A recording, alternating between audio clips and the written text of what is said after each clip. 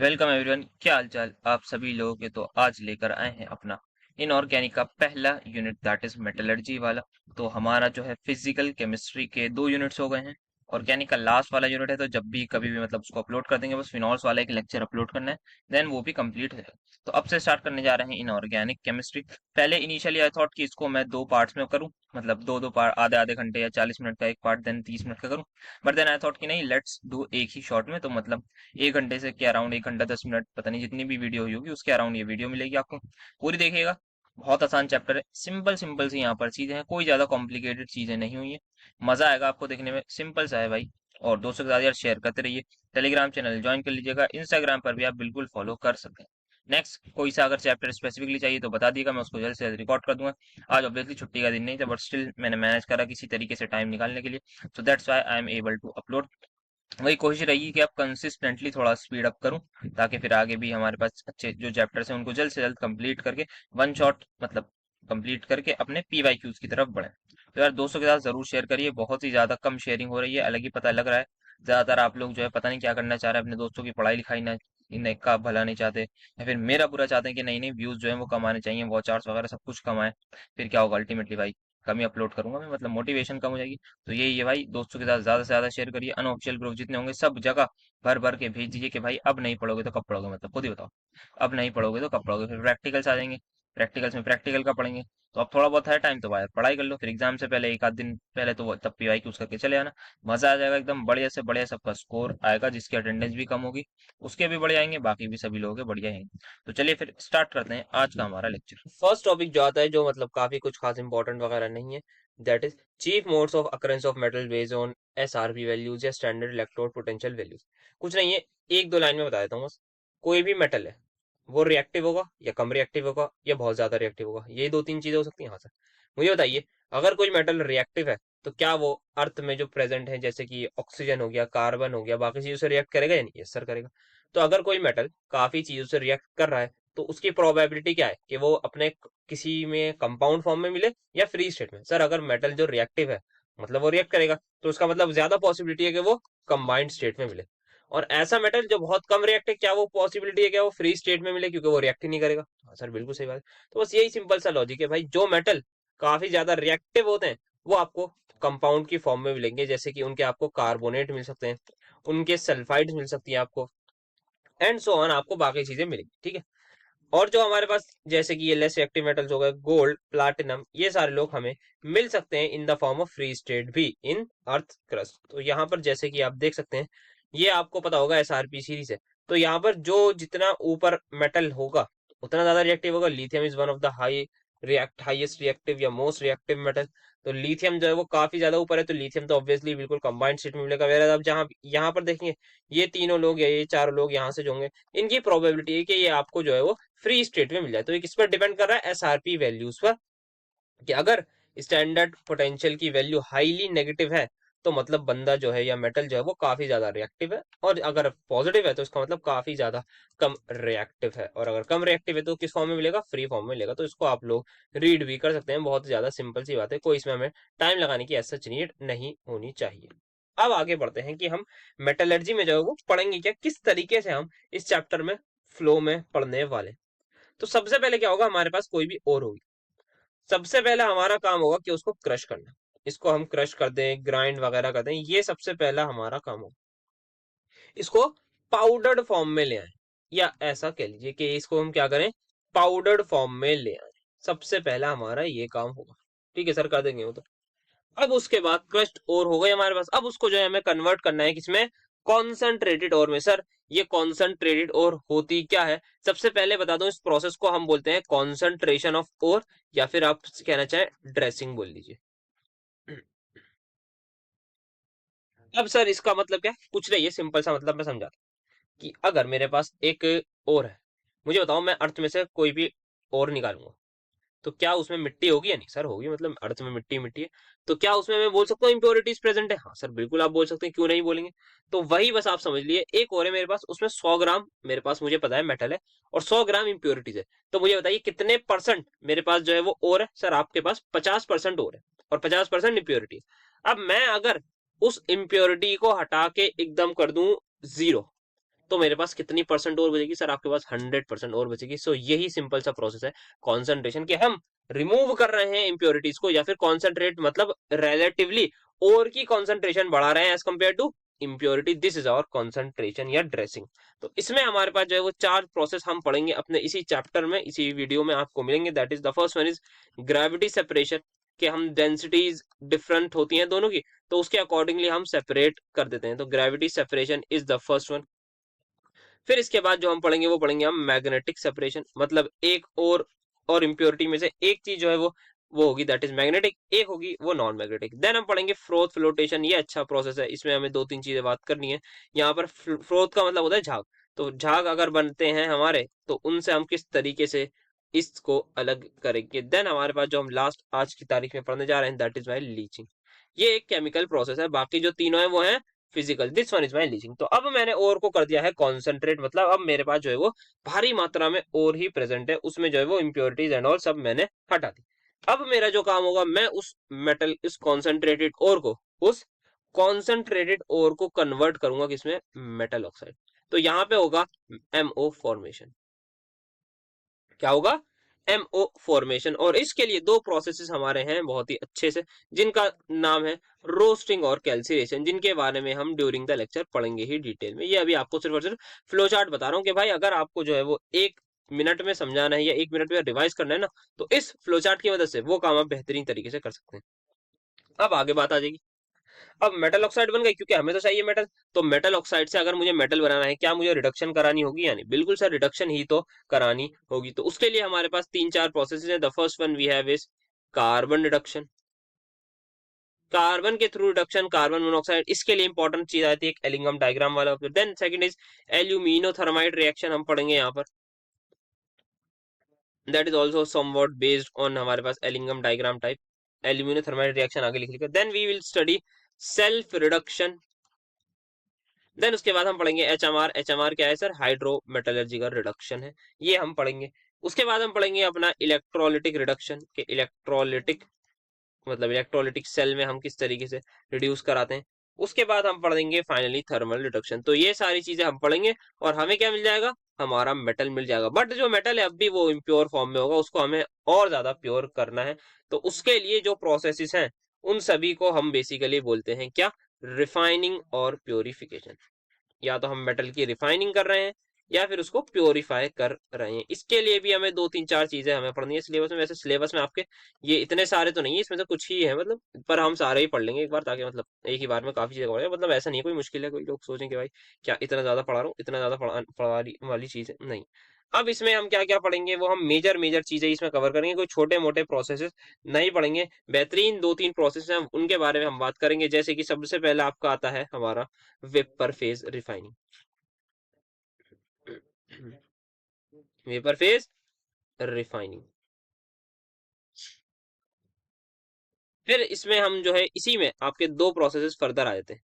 एक आता है आपका मॉन्स प्रोसेस, एक आपका आता है वैन आर्कल प्रोसेस। फिर दूसरा हम यहाँ पे पढ़ने जाएंगे दैट इज, एक तो हम पढ़ेंगे यहाँ पे इलेक्ट्रोलिटिक रिफाइनिंग, इलेक्ट्रोलिटिक, खाली इलेक्ट्रोलिटिक लिख रहा हूँ। देन हम फाइनली पढ़ेंगे अपनी जोन रिफाइनिंग। ये टॉपिक आगे पीछे हो सकते हैं। और फाइनली हमें अपना मेटल जो है वो प्योर मिल जाएगा। और इस तरीके से हम इस चैप्टर को कर देंगे समाप्त।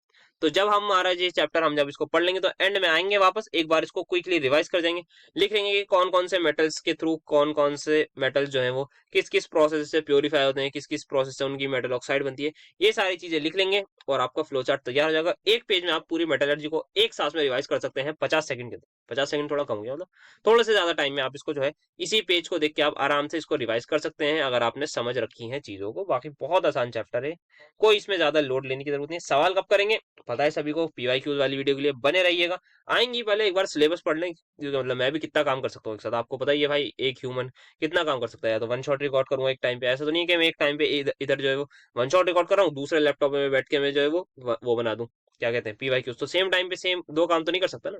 तो वही है, थोड़ा टाइम लगेगा चीजों को, क्योंकि आप वो वैसे भी एग्जाम से पहले ज्यादा रेलेवेंट रहेंगी। अभी आप इनको पहले से पढ़ लीजिए, एग्जाम से पहले सवाल ही सवाल करेंगे भाई साहब, मजा आ जाएगा। तो बिल्कुल बहुत बढ़िया वाला। तो ठीक है फिर करते हैं स्टार्ट। हाँ चलिए फिर आगे बढ़ते हैं अपने जो भी आगे पढ़ना है हमें, सम इंपॉर्टेंट टर्म्स आनी है। तो कुछ इंपॉर्टेंट टर्म जैसे आपको अभी मैंने बात करी और क्या होती है। अभी कुछ बच्चे कह रहे होंगे सर ये और होती क्या है, आपने तो यही नहीं बताया, पूरी आपने कहानी बता दी। बेटा बिल्कुल अभी रुकिए, नेक्स्ट स्लाइड में हम वही चीजें डिस्कस करेंगे कि और क्या होती है, और आगे हम फिर उससे कंटिन्यू करेंगे कुछ इंपॉर्टेंट बेसिक टर्म्स को लेते हुए। So let's have a look on some basic terms जो हमारी मेटलर्जी में यूज होंगी बार बार, जिनका हमें पता होना चाहिए। हो सकता है इनकी डेफिनेशन एंड ऑल लिखने को भी आ जाए। तो सबसे पहला व्हाट इज मेटलर्जी क्या होता है भाई, पूरा का पूरा जो भी हम पढ़ेंगे साइंटिफिक एंड टेक्नोलॉजी का यूज करते हैं, साइंटिफिक तरीके से जो हम यूज करेंगे प्रोसेसेस को, किस लिए, मेटल के आइसोलेशन के लिए। भाई मेटल का आइसोलेट कर रहे हैं ना, कहाँ से, अर्थ क्रस्ट में से हम करने जा रहे हैं ना। मिनरल एंड ओर दो वर्ड काफी ज्यादा यूज होंगे, इनके बारे में पता होना चाहिए। सो मिनरल क्या है हमारे पास, कोई भी मेटल है हमारे पास, है सोडियम है, पोटेशियम है, मैग्नीशियम है, जिंक है, ये सारे के सारे अर्थ क्रस्ट में प्रेजेंट होते हैं। बट ये जो अर्थ क्रस्ट में प्रेजेंट होते हैं, ये जो अर्थ क्रस्ट में प्रेजेंट होते हैं in the form of certain compounds होते हैं। मतलब जिंक ऐसा नहीं कि जिंक की फॉर्म में ही पड़ा हुआ है या किसी और फॉर्म में होता है, वो हम बात कर चुके हैं इनकी स्टार्टिंग में, जैसे किस किस बेसिस पर कौन कौन फ्री स्टेट में होता है और कौन कौन कंपाउंड स्टेट में होता है, तो उसकी हम बात कर चुके हैं। तो कंपाउंड स्टेट में हमारे पास जो है वो मेटल्स प्रेजेंट होते हैं, इनको हम कैसे ऑब्टेन करते हैं, बाय माइनिंग के थ्रू ऑब्टेन करते हैं। तो ये हो गई mineral. Now what do we mean by ore तो और एक हमारे पास बेसिकली स्पेसिफिक टाइप का मिनरल है। कौन सा टाइप का, स्पेसिफिक टाइप का मिनरल है, by which metal can be extracted in a profitable way. इसको मैं समझाता हूँ, यहाँ पे वर्ड लिख लीजिएगा फिर। जैसे मेरे पास कोई एक, लेटर सपोज एक मिनरल है, या फिर मेरे पास हाँ कुछ मिनरल ही बोलते हैं, एक ए एक बी। मुझे पता है ये जो ए मिनरल है, इसमें मेरे पास कॉपर की जो परसेंटेज है, कॉपर की जो परसेंटेज है मान लो 50% है, मुझे पता है इसमें 50% कॉपर है और 50% अनवांटेड चीज होगी, और बी में जो है वो 70% कॉपर है। मुझे पता है मुझे सेम कॉस्ट लगानी है दोनों के दोनों को, मैं अभी के लिए मिनरल बोल रहा हूँ। मुझे पता है मैं दोनों में 1 लाख का खर्चा है, मान लेते हैं दोनों में 1 लाख का खर्चा है, मुझे बताइए फायदा किसमें हो रहा है। सो ऑब्वियसली आप 1 लाख यहाँ भी खर्च कर रहे हैं, 1 लाख यहाँ भी खर्च कर रहे हैं, बट द पॉइंट इज यहाँ पर आपको 1 लाख में 70% कॉपर मिल रहा है, जो भी उसकी प्योरिटी होगी, तो इसका मतलब ये आपका फायदेमंद है। क्या ये प्रॉफिटेबल वे हुआ या नहीं, तो इसका मतलब क्या मैं इस मिनरल को और बोल सकता हूँ, आंसर इज यस। तो यस, ये और जो है ये मिनरल जो है वो मेरी कहलाएगी, और क्योंकि इसमें जो है वो मुझे मुनाफा हो रहा है, फायदा हो रहा है। तो ऑल ओर्स आर मिनरल, जितनी भी ओर्स हैं उन सबको हम मिनरल्स कहेंगे, but all minerals are not ore. जैसे कि आप ये देख सकते हैं ये हमारी जो है वो और नहीं है, ठीक है। अब आता है गैंग या मैट्रिक्स। हर चीज में इंप्योरिटीज, धूल मिट्टी या कुछ कंपाउंड, केमिकल कंपाउंड की इंप्योरिटी प्रेजेंट होती है, उसी को बस बोलते हैं हम गैंग, अनवांटेड इंप्योरिटी। फ्लक्स क्या बोलते हैं, अब हमें इन इंप्योरिटीज को हटाना है। इन इंप्योरिटीज को कैसे हटाएं, तो हम एक केमिकल सब्सटेंस डालते हैं। अब ये डिपेंड करता है किस तरीके की इंप्योरिटी है, उसी का ऑपोजिट हम डाल देते हैं। सर मतलब क्या है कहने का, जैसे कि एक हमारे पास फ्लक्स होता है जो होता है एसिडिक फ्लक्स। मुझे बताइए अगर फ्लक्स एसिडिक है तो वो किससे रिएक्ट करेगा, सर ऑब्वियसली बेस से। तो वो कौन सी इंप्योरिटी को हटाएगा, ऑब्वियसली सर बेसिक। तो it is used for basic impurities. अगर कोई इंप्योरिटी है उसका नेचर बेसिक है, तो मैं क्या डालूंगा, मैं सिंपली डालूंगा एसिडिक फ्लक्स। जैसे कि एग्जांपल में आपका आ जाएगा SiO2, ये आपका एक एसिडिक फ्लक्स होता है, सिलिकॉन डाइऑक्साइड, ये आपकी एक एसिडिक फ्लक्स होती है। कोई भी आपका बेसिक चीज है, कोई भी बेसिक इंप्योरिटी है, उसको आप रिमूव कर सकते हैं, क्योंकि वो फिर आके आपका सॉल्ट बना लेगा एंड ऑल।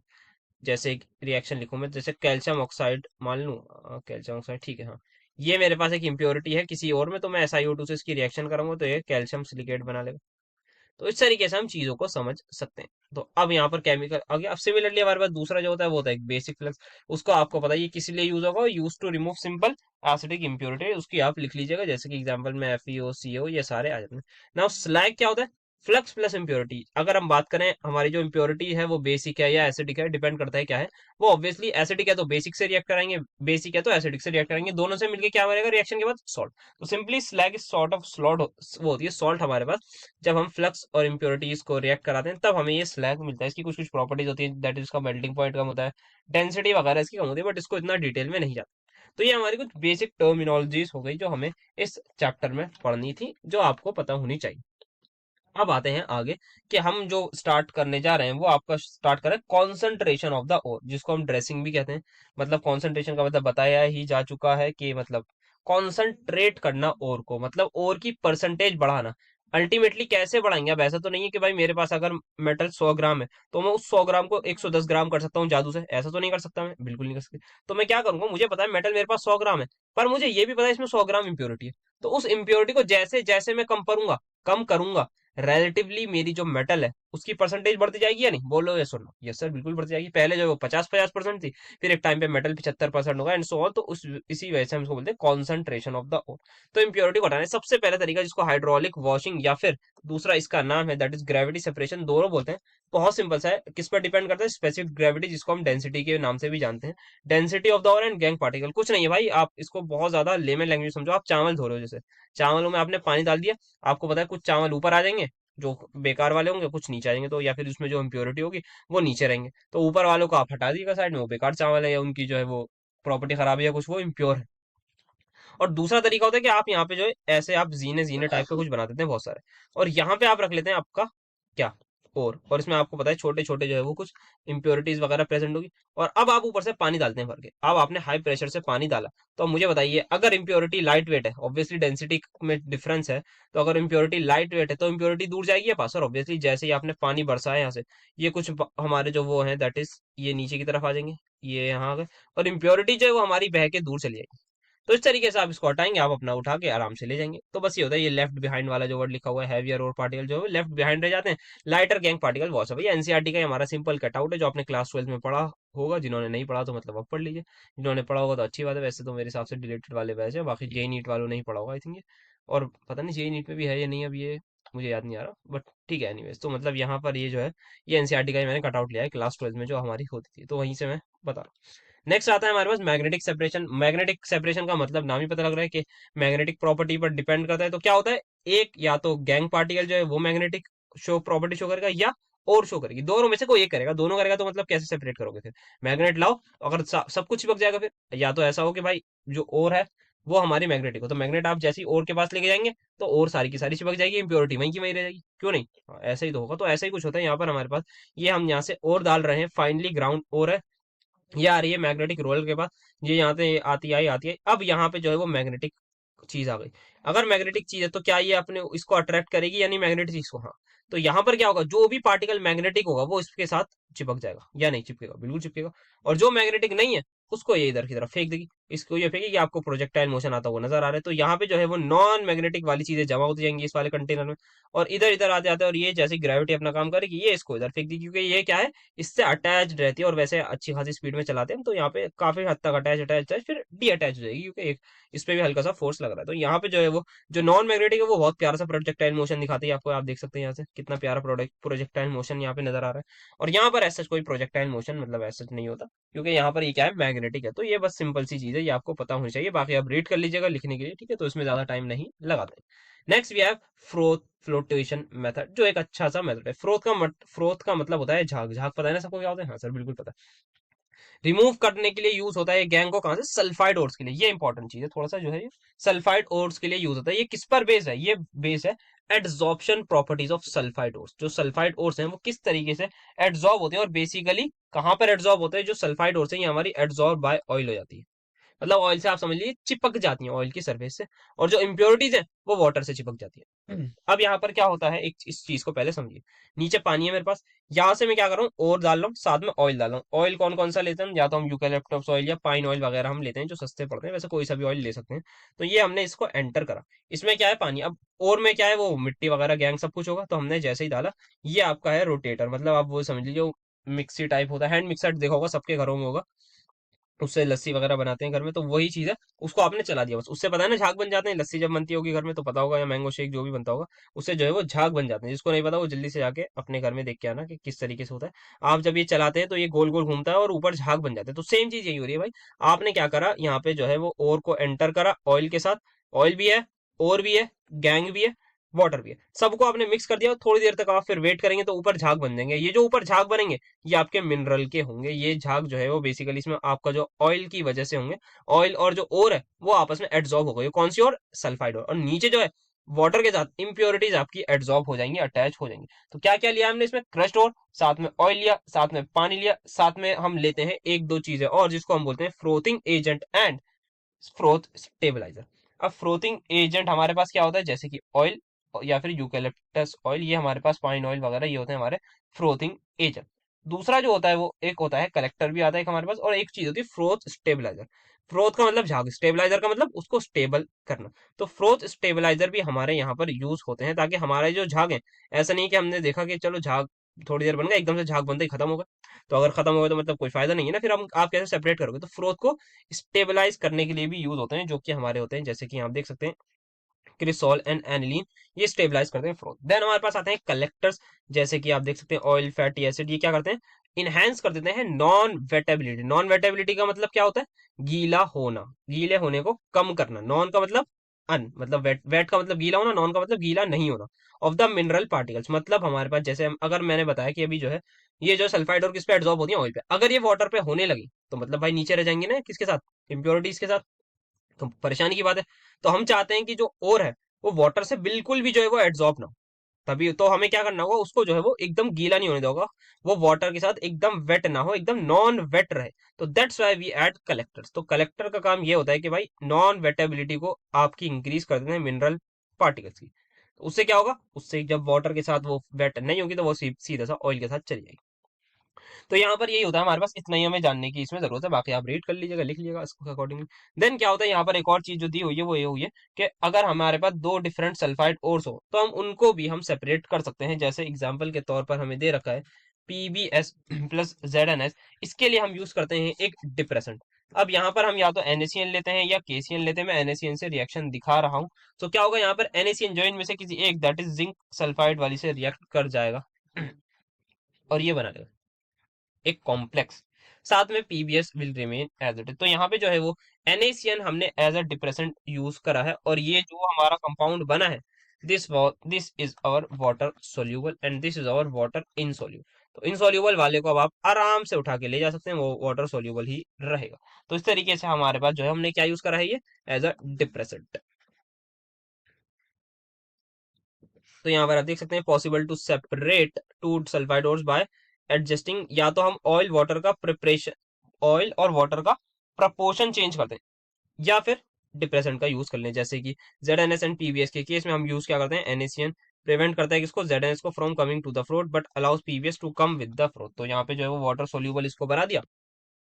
अब ये कहाँ जाएगा सर? ये सिंपल सा जाएगा हमारे पास वाटर में ऑब्वियसली, और ये हमारे पास ऑयल समझ लिया, ऑयल में चला जाएगा, या फिर ये फ्रोथ में चला जाएगा। तो ये हमारे पास हो गया froth flotation method, that is an important method. Next हमारे पास आता है लीचिंग, जो कि एक केमिकल प्रोसेस है। बाकी सारे अभी तक जो हमने देखे वो ऑलमोस्ट फिजिकल प्रोसेस ही थे। This one is leaching which is a chemical process. कब होता है?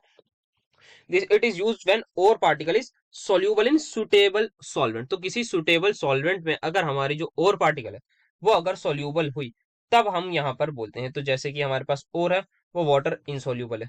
जो हमारी इंप्योरिटी है वो भी मान लेते हैं वाटर इन वो है, दैट इज इनसॉल्यूबल।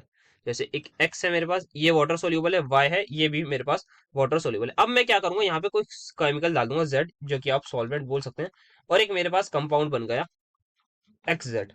ये जो है अब क्या है, ये वाटर सोल्यूबल है। अब इसमें से मैं क्या करूंगा, आराम से इसको अलग वगैरह करके जो भी होगा वो मैं देख लूंगा। ठीक है, तो अकॉर्डिंगली इसको समझते हैं एग्जाम्पल के through, that is leaching of bauxite और इम्प्योरिटी हमारे पास क्या है यहाँ पर, लीचिंग ऑफ बॉक्साइट और की बात यहाँ पर करते हैं। तो Al2O3 यहाँ पर आपको दिख रही होगी, इसमें किसकी इम्प्योरिटी आपको बता रखी है, तो यहाँ से पहले एक बार देख लीजिए। कंटेन्स यूजुअली SiO2 है, आयरन ऑक्साइड है, टाइटेनियम ऑक्साइड है इम्प्योरिटीज। तो कॉन्सेंट्रेशन कैसे करेंगे, कॉन्सनट्रेटेड सोल्यूशन लेंगे हम NaOH का। तो हमारे पास क्या है, और है, किसकी और है, एल्यूमिनियम की। उसमें क्या क्या है हमारे पास है SiO2, FeO भी प्रेजेंट होगी, आयरन ऑक्साइड Fe2O3 भी हो सकती है, FeO भी हो सकती है, टाइटेनियम ऑक्साइड भी हो सकती है एज इम्प्योरिटीज। अब हमें क्या करना है, इन इम्प्योरिटीज को हटाना है। तो वो कैसे हटाएंगे उसको हमें देखना होगा।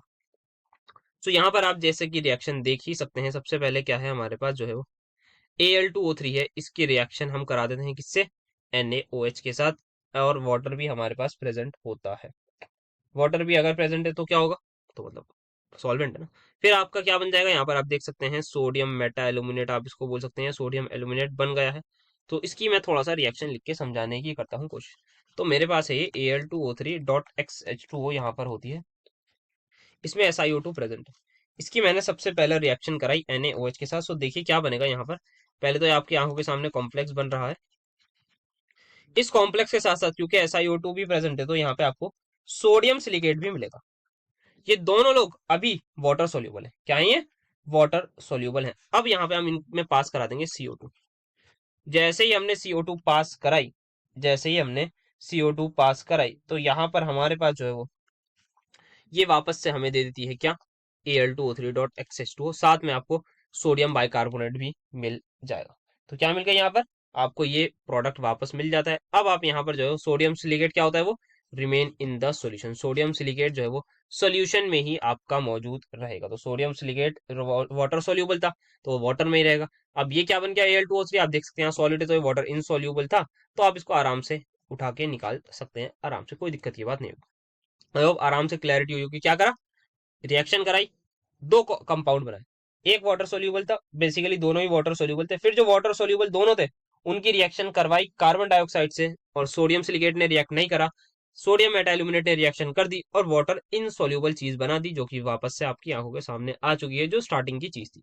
तो जो इनसॉल्यूबल है उसको अब आप आराम से अलग कर सकते हैं, जो सोल्यूबल है उसको हटा दो, मतलब पानी फेंक दो, मतलब फेंकना नहीं, साइड कर दिए, जो भी होगा वो देखा जाएगा, वो करते होंगे मेटलर्जी वाले। बट हमें जो है वो हमारी चीज मिल गई है, अब वो काफी ज्यादा प्योर फॉर्म में, उसमें सिलिका की इम्प्योरिटी नहीं है। देन फर्दर हम इसको हीट वगैरह करके एल्यूमिनियम ऑक्साइड बना लेते हैं। अदर एग्जांपल जो यहाँ पर दे रखा है कि मेटलर्जी हम किसकी करते हैं, सिल्वर या गोल्ड की, द रिस्पेक्टिव मेटल, इसको हम लीच किससे करते हैं, डाइल्यूट सोल्यूशन NaCN और KCN से हम इसको लीच करते हैं। लीच मतलब वही एक केमिकल के से रिएक्शन कराते हैं। In the presence of air, आप देख सकते हैं, which supplies oxygen, the metal is obtained by later replacement reaction के थ्रू। तो यहाँ पर ये आपका क्या है, मेटल है। इस मेटल सॉलिड के साथ इसकी काफी ज्यादा इंप्योरिटीज भी प्रेजेंट होंगी, ऑब्वियसली कॉमन सेंस की बात है। तो हम क्या करते हैं, इसकी NaCN या KCN के साथ रिएक्शन करा देते हैं, जिस जो क्या देगा, साइनाइड देगा, और साथ में एयर की प्रेजेंस पे करवाते हैं ताकि आपको ऑक्सीजन भी मिले, वाटर तो होता ही है मीडियम, और आपको एक कॉम्प्लेक्स मिल जाएगा। अब कॉम्प्लेक्स कौन बनाएगा, क्या इंप्योरिटी कॉम्प्लेक्स बना सकती है, मेरा फर्स्ट क्वेश्चन, नो सर नहीं बना सकती, कॉमन सेंस की बात है, इंप्योरिटी कैसे बनाएगी, इंप्योरिटी रिएक्ट थोड़ी करेगी, अलग अलग बनाएगी भी तो कुछ और बनाएगी। बट जो है तो जो भी बनाएगी, मतलब वो हम समझदार लोग हैं, हमें पता होगा कि क्या बनाएगी, तभी ये मेथड यूज कर रहे हैं, वरना क्यों यूज करते हैं। तो इम्प्योरिटी जो है वो कुछ और चीज बना रही होगी, हो सकता है वो सॉल्यूबल हो, या हो सकता है वो बेसिकली इनसॉल्यूबल हो, ये एक्वस फॉर्म में ही रहेगा हमारा जो मेटल कॉम्प्लेक्स है। अब इस मेटल कॉम्प्लेक्स को हम रिएक्शन देंगे जिंक के साथ, और यहाँ पे आप देख सकते हैं ये हो रही है डिस्प्लेसमेंट रिएक्शन। तो मतलब बेसिकली जो भी हमारे पास ये मेटल है, मान लेते हैं इस AU हो सकता है, AG हो सकता है, जनरली इन्हीं के लिए हम यूज करते हैं, जैसे कि आप देख सकते हैं सिल्वर और गोल्ड के लिए ही हम ये यूज करते हैं। तो इनसे ऊपर वाले मेथड वो इनको वो कर देते हैं, दैट इज रिमूव कर देते हैं, जो SR इलेक्ट्रोकेमिकल सीरीज में इनसे ऊपर आते हैं वो आराम से इनको हटा देते हैं, क्योंकि वो मोर रिएक्टिव होते हैं, आप बोल सकते हैं। और यहाँ पर आपको जो मेटल है वो आपको प्योर स्टेट में मिल जाएगा, जो कि आपको PET मिल जाएगी। तो ये सिंपल सा हम यहाँ पर यूज करते हैं। तो इस प्रोसेस को हम बोलते हैं basically hydrometallurgical reduction, hydrometallurgical reduction, सही लिखिए स्पेलिंग, मेटलर्जिकल, हाँ तो इसको हम बोलते हैं मेटलर्जी हाइड्रोमेटलर्जिकल रिएक्शन। इसमें क्या हो रहा है, लेस रिएक्टिव मेटल रिड्यूस हो रहा है और रिप्लेस हो रहा है किसके द्वारा, मोर रिएक्टिव मेटल के द्वारा। ऑक्सीजन को हमने यूज किया होता है एज एन ऑक्सीडाइजिंग एजेंट। अच्छा, इस प्रोसेस को एक बात और ध्यान रखिएगा, हम बोलते हैं MacArthur cyanide process, if I am not wrong, मेरे हिसाब से यही बोलते हैं, MacArthur Forrest cyanide process, ये भी इसको प्यार से बुलाया जाता है। हाइड्रोमेटलर्जिकल का अगर मैं मतलब बताऊं तो थोड़ा सा मतलब, हाइड्रो मतलब वाटर के थ्रू हम मेटलर्जी कर रहे हैं, मतलब मेटल को एक्सट्रैक्ट कर रहे हैं इन प्रेजेंस ऑफ वाटर, तो उसी वजह से हम इसको बोल रहे हैं हाइड्रो मेटलर्जिकल रिडक्शन। सो यही था हमारे पास इसमें। अब हमने क्या करा, जो उसकी इम्प्योरिटी थी किसकी, वो ओर्स की, वो हमने निकाल दी। अब वक्त आ गया है केमिकली उसको कन्वर्ट करने का, किसमें, ऑक्साइड्स में। तो दो प्रोसेस हमारे पास होते हैं, कैल्सिनेशन, रोस्टिंग, मोर और लेस सेम है, सिर्फ एक ही डिफरेंस होता है, दोनों में हीट करते हैं। क्या होता है भाई, अगर कोई भी हमारे पास वॉलेटाइल चीज होगी वो उड़ जाएगी, वॉलेटाइल मतलब something which can be converted into vapours, तो वो चीज हो जाएगी, तो which escapes living behind the metal oxide. तो अब यहाँ पे रोस्टिंग में क्या होता है, ये क्या होता है हमारे पास इन दिस केस, ये हम करते हैं ऑक्सीजन की प्रेजेंस में। यहाँ पर क्या जरूरी है, ऑक्सीजन जरूरी है, क्योंकि it is generally happens for sulphide. क्योंकि यहाँ पर अगर हम देखें, जैसे कोई कार्बोनेट है, कोई हमारे पास यहाँ देख सकते हैं आप ऑक्साइड है, यहाँ पे वाटर मॉलिक्यूल्स ऑफ क्रिस्टलाइजेशन वगैरह भी प्रेजेंट है, तो इनमें डायरेक्टली हम ऑक्साइड बना सकते हैं हीट करके। कार्बोनेट से हम बनाएंगे जिंक ऑक्साइड बन जाएगी, यहाँ पे देखेंगे तो यहाँ भी मैग्नीशियम एंड कैल्शियम ऑक्साइड बन जाएगी। बट अगर सल्फाइड होगी तो हम यहाँ पे, मैं ZnS से ZnO नहीं बना सकता, until and unless I don't have oxygen. तो अगर मेरे पास ऑक्सीजन है तब मैं ये काम कर सकता हूँ। So that's why sulphide ores के केस में हमें कन्वर्ट करना होता है उनको ऑक्साइड में, so we will use simply क्या, ऑक्सीजन का इन्वायरमेंट। इसमें क्या क्या होता है, जैसे कि हम देख सकते हैं वॉलेटाइल इंप्योरिटीज हमारी जो है वो रिमूव हो जाती हैं। और यहाँ पे इम्प्योरिटीज आप देख सकते हैं फॉस्फोरस, सल्फर एंड आर्सेनिक की, वो भी रिमूव हो जाती है यहाँ पर। हाइड्रेटेड और जैसे कि हम ये देख सकते हैं ये क्या है, हाइड्रेटेड है। ये क्या बन गई, एनहाइड्रस बन गई। और एक इंपॉर्टेंट चीज कि यहाँ पे जो मेटल ऑक्साइड है वो बन जाती है पोरस, उसमें थोड़ा सा होल्स वगैरह आए थे, उसकी रिएक्टिविटी या फिर सरफेस एरिया वगैरह वो इंक्रीज हो जाता है। तो ये चीजें हमें छोटी छोटी बेसिक सी बातें हैं जो पता होनी चाहिए। अब हमारी क्या तैयार हो गई, मेटल ऑक्साइड तैयार हो गई, किसके थ्रू, कैल्सिनेशन रोस्टिंग। डिफरेंस क्या है, एक होती है जनरली सल्फाइड और के लिए, दैट इज रोस्टिंग, इसमें हम ऑक्सीजन का यूज करते हैं, इन्वायरमेंट में ऑक्सीजन प्रेजेंट होती है, बट ऊपर वाले में कैल्सिनेशन में we don't need any oxygen. तो दोनों का बाकी मोर और लेस काम सेम है। तो अब हम जब आगे आते हैं तो हमारा यहाँ से शुरू हो जाता है, अब हम मेटल ऑक्साइड को कर रहे हैं रिडक्शन। जो मेटल ऑक्साइड है उसको हमें रिड्यूस करना है किसमें, मेटल में। तो जो सबसे पहला हमारे पास इसमें जो केस होगा वो ये होगा कि मेटल ऑक्साइड है उसकी रिएक्शन अगर हम कार्बन से करा रहे हैं या कार्बन मोनोऑक्साइड से भी करवाएंगे, ये सारी चीजें जो रिडक्शन है ना, इसको डिटेल में हम पढ़ेंगे एलिंगम डायग्राम में, वहां पर आपको मजा आ जाएगा। तो यहाँ हमें क्या मिलेगा, या तो मेटल जो है वो एज अ सॉलिड तो मिलेगा ही मिलेगा, साथ में आइदर कार्बन डाइऑक्साइड और कार्बन मोनोऑक्साइड हमें मिलेगी, डिपेंडिंग अपॉन क्या रिएक्टेंट भी लिया है, और ये गैसेस आपकी उड़ जाएंगी। तो अब हमें ये मेटल मिल जाएगा, फिर हम इसको हम प्योर दोबारा कर लेंगे, दैट इज रिफाइनिंग वगैरह के थ्रू, तो उसको बारे में आगे बात करेंगे। तो क्या है इसका बेसिक प्रिंसिपल, यही है हमारे पास। किसके लिए यूज होता है ये, हमारे पास जो यूज होता है iron, S N that is tin, lead और जिंक, इनकी ऑक्साइड के लिए यहाँ पर हम यूज करते हैं क्या, कार्बन रिडक्शन का यूज। तो रिड्यूसिंग एजेंट यहाँ पे क्या होता है, या तो कार्बन होगा या फिर कार्बन मोनोऑक्साइड होगा। तो इन मेटल्स की जो है वो हमारे पास मेटल ऑक्साइड होती है, उनको हम रिड्यूस करवाते हैं। तो ये हमारे पास है। और एक चीज ध्यान रखिएगा, जो कार्बन है इसके बारे में लिख, अभी के लिए लिख लीजिए, बाकी समझ में आ जाएगा आपको। ये अच्छा रिड्यूसिंग एजेंट है, it is a good reducing agent at high temperature. इस बात का थोड़ा ध्यान रखिएगा, क्यों होता है वो बाकी हम एलिंगम डायग्राम में देखेंगे। और ये गुड रिड्यूसिंग एजेंट है, good, G for good, at low temperature. तो ये एक आध चीज आपको बस ध्यान रखनी है for carbon reduction. Then we have second thing is self reduction. तो सेल्फ रिडक्शन का मतलब क्या, खुद ही रिड्यूस हो रहा है, जो कि यूज होता है कॉपर सल्फाइड, पीबीएस, एचजीएस। वैसे इतने ज्यादा इंपॉर्टेंट नहीं है, आई थिंक इलेक्ट्रोलिटिक रिफाइनिंग आपकी इंपॉर्टेंट, सिलेबस में देखिएगा आप क्या लिखा हुआ है, वो वाले आपके ज्यादा इंपॉर्टेंट रहेंगे। बाकी सवाल हम करेंगे जब पीवाईक्यू वाले, तो उसमें पता लग जाता है क्या चीज इंपॉर्टेंट है क्या चीज इंपॉर्टेंट नहीं है। तो Cu2S जो है उसकी रिएक्शन हम करवाते हैं oxygen, that is limited oxygen, मतलब ऐसे नहीं कि एक्सेस में भर दिया। सो यहाँ पर क्या होगा, ये बन जाता है Cu2O बन जाएगा, और क्योंकि लिमिटेड ऑक्सीजन है तो कुछ copper sulphide, sorry copper sulphide कह रहा हूँ, तो यहाँ पे जो है हमारे पास जो है, और साथ में SO2 रिलीज हो जाती है। तो इसको हमने बोला यहाँ पे क्या हुआ है, दैट इज पार्शियल रोस्टिंग भी इसको बोलते हैं, पार्शियल रोस्टिंग।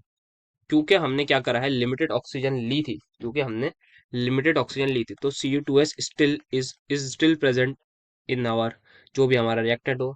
तो और साथ में हम अगेन ये Cu2S जो है वो रिएक्ट कर जाएगी, जो Cu2O बनी है in absence of oxygen, no air यहाँ पर, और आप सभी को मिल जाएगा कॉपर, साथ में SO2 रिलीज हो जाएगी। और यहाँ पर क्या हुआ, इसने खुद को रिड्यूस कर लिया है, yes you heard it correct, Cu2S ने खुद ही को रिड्यूस कर लिया है, यहाँ पर आप देख सकते हैं।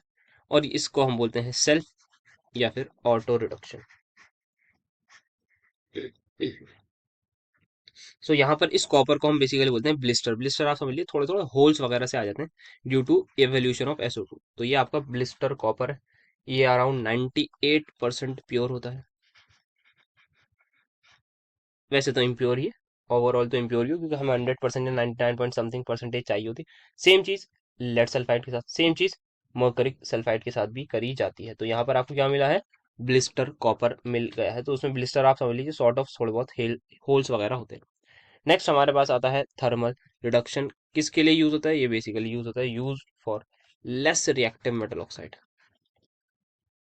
थर्मल से क्या पता लग रहा है आपको, थर्मल से हमें पता लग रहा है हीट, बिल्कुल सही बोला बेटा आपने, जिसने भी ये बोला कि थर्मल से हीट पता लग रहा है, इसका मतलब हम हीट कर रहे हैं। हाँ बिल्कुल, आपने एकदम ये भी सही बोला। तो आइए देखते हैं क्या बात हो रही है। ये है, कर दूं हीट, क्या ये टूट जाएगी, हाँ बिल्कुल टूट जाएगी। तो यहाँ पर सेम चीज मरकरी के साथ भी होती है, तो इस पे ज्यादा टाइम नहीं लगाते क्योंकि बहुत ज्यादा इंपॉर्टेंट नहीं है। देन वी हैव एक प्रोसेस जिसको बोलते हैं गोल्ड स्मिथ एल्यूमिनियोथर्माइट रिडक्शन। ये यूज होता है use for oxides of chromium, manganese और आयरन। इसमें जो रिड्यूसिंग एजेंट है जिसको RA मैं लिख रहा हूँ वो होता है मेरा बेहतरीन वाला एल्यूमिनियम। तभी इसका नाम एल्यूमिनियम थर्माइट रिडक्शन। जैसे एक एग्जांपल आप देख लीजिए, फेमस रिएक्शन है आयरन ऑक्साइड है, उसकी रिएक्शन हम करा देंगे एल्यूमिनियम से, तो aluminium being more reactive than iron will displace, और आपके सामने ये बन जाए। And this reaction is highly exothermic. Plus यहाँ पे मुझे हीट लिखना चाहिए तो बेटर रहेगा। क्या है रिएक्शन? काफी ज्यादा एक्सोथर्मिक है। तो ये रिड्यूसिंग एजेंट है। ये जो रिएक्शन है हमारी यूज होती है इन welding of railway track.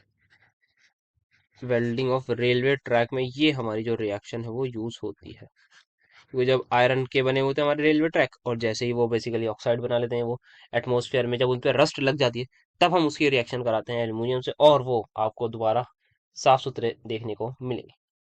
Next we have HMR, that is hydrometallurgical reduction, जिसमें हमने मैकार्थर फॉरेस्ट साइनाइड वाला प्रोसेस तो पढ़ लिया। दूसरा क्या होता है? कॉपर को हम from low grade ores and scraps, मतलब बेसिकली आप समझ लीजिए सॉर्ट ऑफ काफी ज्यादा इम्प्योर कॉपर होता है। ये आपका मेरा कॉपर है जो कि काफी ज्यादा क्या है, लो ग्रेड वाला है। इसको या तो हम एसिडिफाई कराते हैं, एसिड लीच करवाते हैं, या फिर बैक्टीरियल लीच बैक्टीरिया के थ्रू लीच हो जाता है। ऑर्गेनिक इंप्योरिटीज बेसिकली इसमें रिमूव हो जाती हैं। ऑर्गेनिक इंप्योरिटीज को बैक्टीरिया जो है वो खा जाता है, रिएक्ट कर जाता है कोई केमिकल कंपाउंड, तो आपको Cu2+ मिल जाता है। फिर क्या करते हैं आप, इसकी रिडक्शन करवाते हैं या तो जिंक से, या फिर जनरली हम करवाते हैं हाइड्रोजन गैस से, और आपको जो है वो Cu मिल जाएगा, जैसे कि आप इस रिएक्शन में देख सकते हैं। फ्रॉम लो ग्रेड चाहे लीस्ट आउट यूजिंग एसिड और बैक्टीरिया। फिर क्या होगा, सोल्यूशन में क्या है हमारे पास Cu2 पॉजिटिव है, उसको हम किससे ट्रीट करेंगे? स्क्रैप आयरन और Fe से, और स्क्रैप Fe, तो आपको आपका कॉपर मिल जाएगा। So this is again high HMR वाला प्रोसेस। नेक्स्ट हमारे पास जो लास्ट आता है दैट इज इलेक्ट्रोलिटिक रिडक्शन। नाम से पता लग रहा है इलेक्ट्रोलिसिस के थ्रू कर रहे हैं रिडक्शन, एंड मैक्सिमम हमारे पास जो बेसिकली यूज होता है फॉर हाईली रिएक्टिव मेटल्स। जो हमारे हाईली रिएक्टिव मेटल्स होते हैं, हमें पढ़ना वैसे एल्यूमिनियम के लिए ही, बट ये यूज होता है for highly reactive metals like S block के, और हमारा जैसे कि ये एल्यूमिनियम, हमें पढ़ना एल्यूमिनियम के लिए ही है। अच्छा, इस प्रोसेस को हम बोलते हैं for aluminium hall Heroult process. क्या होता है आइए समझते हैं। तो इलेक्ट्रोलिटिक रिडक्शन हम करा रहे हैं एल्यूमिनियम की, जिसको हम बोलते हैं Al2O3। ठीक है, क्या होता है आइए समझते हैं। यहाँ रिएक्शन भी लिखी हुई है, कार्बन से रिएक्ट हो रही है एल्यूमिनियम, और कार्बन डाइऑक्साइड रिलीज हो जाएगी। यहाँ पर इलेक्ट्रोलिटिक रिडक्शन है, तो मतलब पूरा प्रोसेस हमें करना होगा इलेक्ट्रोलिसिस का। एनोड चाहिए, कैथोड चाहिए, तो स्टील की जो वेसल है विद लाइनिंग ऑफ कार्बन वो एक्ट करती है एज कैथोड। तो ये आपके आ गई कैथोड, आप यहाँ पे देख सकते हैं ये क्या है, कैथोड है। और यहाँ पे आप देख सकते हैं इस पे नेगेटिवली चार्ज भी है हमारे पास, तो कैथोड है हमारे पास। कैथोड पर क्या होती है, रिडक्शन, तो यहाँ रिडक्शन होगी। ठीक है सर, एक चीज। दूसरी क्या है आपकी एनोड, आप देख सकते हैं यहाँ पे ग्रेफाइट की ये सारी की सारी एनोड आ गई हैं। इस पे क्या होगी, ऑक्सीडेशन। हमने सोल्यूशन में क्या लिया है, मोल्टन Al2O3 लिया है। साथ साथ हम यहाँ पे दो तीन चीजें लेते हैं। Al2O3 के साथ हम क्या क्या लेते हैं वो यहाँ पर देख लीजिए। एक लेते हैं NaAlF6 जिसका नाम होता है क्रायोलाइट।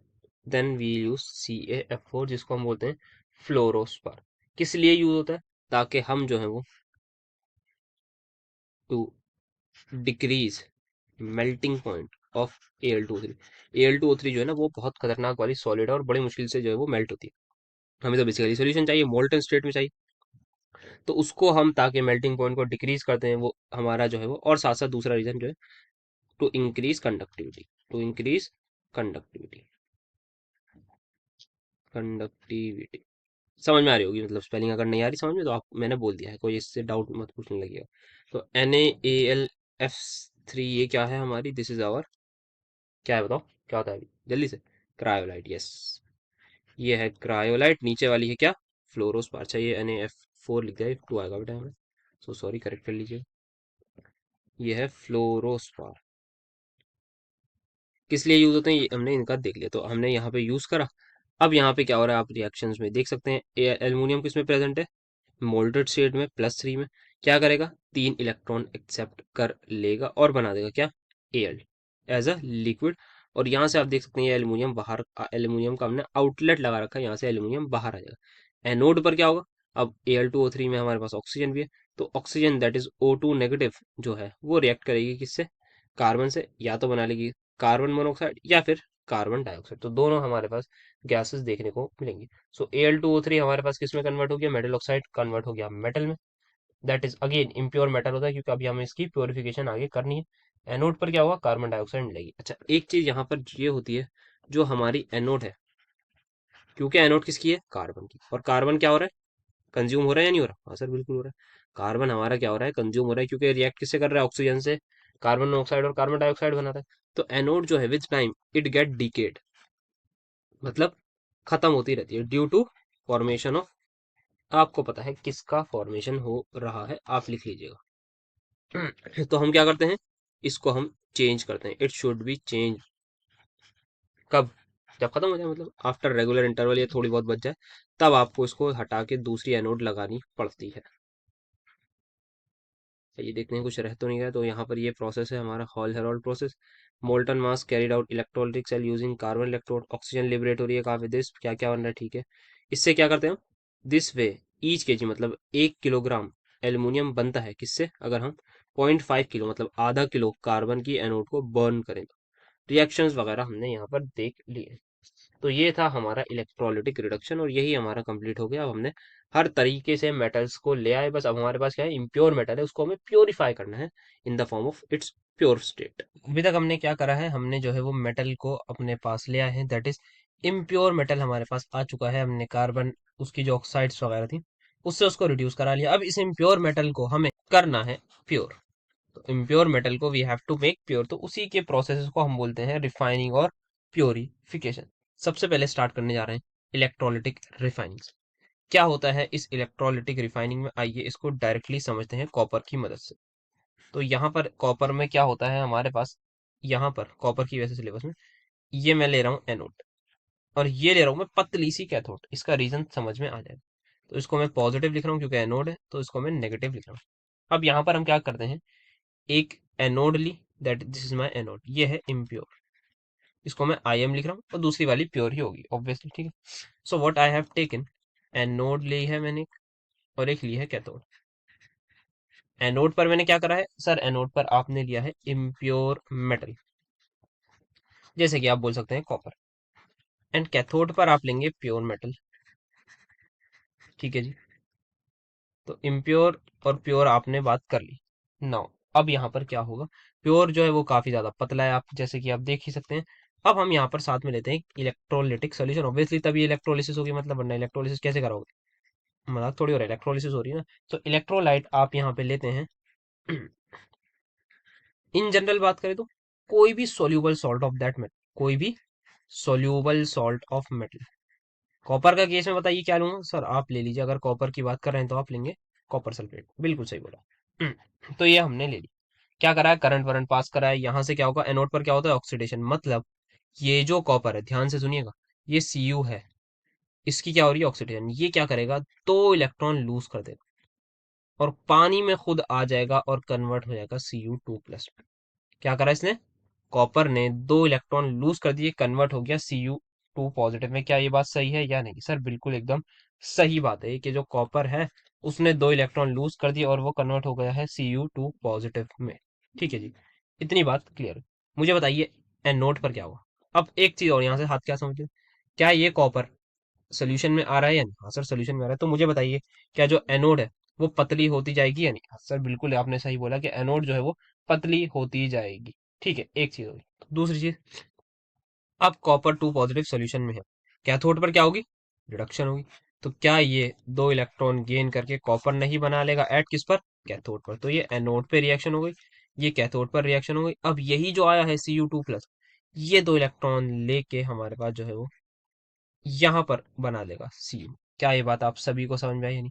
अब बताइए यहाँ पर ये जो कैथोड है, क्या इसका साइज बड़ा नहीं होने लगेगा टाइम टू टाइम, हाँ सर ये जो है हमारे पास बड़ी होने लगेगी, और इम्प्योर वाली जो कॉपर रॉड है वो आपकी खत्म होती जाएगी, खत्म होती जाएगी। तो आपको जो है वो अल्ट्रा प्योर कॉपर मिल जाएगा, क्या मिलेगा, एकदम ultra Pro Max pure copper, ultra ultra pro लिखने वाला था, अल्ट्रा प्योर मेटल मिल जाएगा। एक चीज है। दूसरी चीज यहाँ पर जैसे हम देखेंगे, कॉपर है मेरे पास, इस कॉपर के बीच में इंप्योरिटीज होंगी, हाँ सर बिल्कुल होंगी, वही तो हम हटा रहे हैं। तो ये मैं बहुत सारी इंप्योरिटीज बना रहा हूँ, जैसे कि आप यहाँ पे देख सकते हैं इंप्योरिटीज किस किस की प्रेजेंट होती है, antimony, selenium, tellurium, silver, gold, इन सब की इंप्योरिटीज प्रेजेंट होंगी। ठीक है सर, आपने बोला ठीक है प्रेजेंट है। अब यहाँ पर क्या होगा, ये सारे के सारे जो जितने भी, जैसे कि आप मेजरली समझ लीजिए सिल्वर गोल्ड, ये जल्दी इलेक्ट्रॉन्स लूज नहीं करते, तो इनको हम बोलते हैं, ये बेसिकली हमारे होते हैं लेस बेसिक। ये आप बोलिए लेस बेसिक इम्प्योरिटीज आपकी प्रेजेंट है। क्या प्रेजेंट है? लेस बेसिक इम्प्योरिटीज किसकी, जैसे कि मेटल्स लाइक AgAu, मतलब ये जो है वो जल्दी इलेक्ट्रॉन नहीं देंगे। तो इनका ये मतलब था कि हम इलेक्ट्रॉन नहीं देंगे तो ऑब्वियसली ये सोल्यूशन में नहीं जाएंगे। इतनी बात समझ में आ रही है ना? अगर ये इलेक्ट्रॉन नहीं देंगे, कैथोड पर प्रेजेंट है हमारे पास इम्प्योर कॉपर, उस इम्प्योर कॉपर में हमारे पास ये जो है वो इम्प्योरिटी इन लोगों की है। कैथोड पर क्या हो रही है? ऑक्सीडेशन। कॉपर जो है वो आराम से इलेक्ट्रॉन वो दे रहा है, तो उसका ऑक्सीडेशन आराम से हो रहा है, इस कॉपर का जो है वो ऑक्सीडेशन हो रहा है, तो ये हमारा बेसिकली मोर बेसिक मेटल है, इजीली इलेक्ट्रॉन दे रहा है।